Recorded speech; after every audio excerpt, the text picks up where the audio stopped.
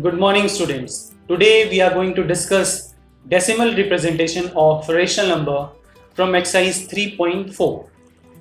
In this exercise, we'll discuss how to represent a rational number into a decimal form.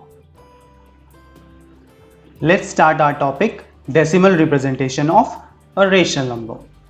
A rational number is represented by p by q form, where q is not equals to 0.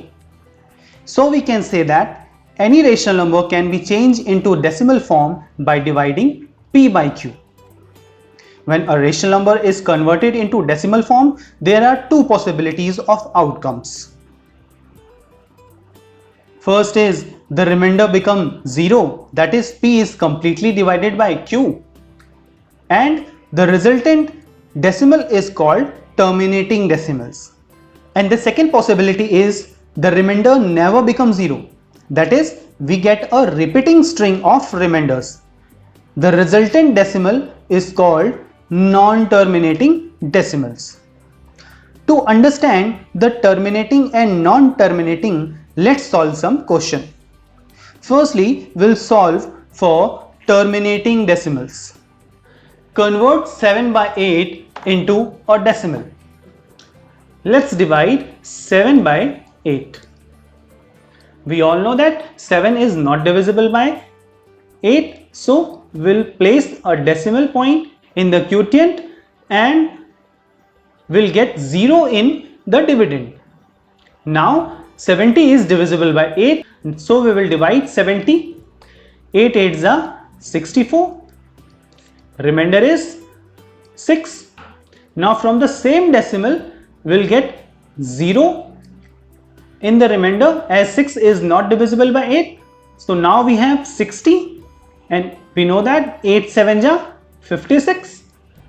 And now again the remainder is 4, which is not divisible by 8. So we'll use same decimal and place a 0 near 4. So the number is 40 now. And we know that 8 5s are 40. So the remainder is 0 in this case. So decimal representation of 7 by 8 is 0.875. From the above example, we conclude that if remainder is 0, then the resultant outcome is called terminating decimals. Now we'll solve example for non-terminating decimals. Convert 20 by 3 into decimals. Now let's try to divide 20 by 3.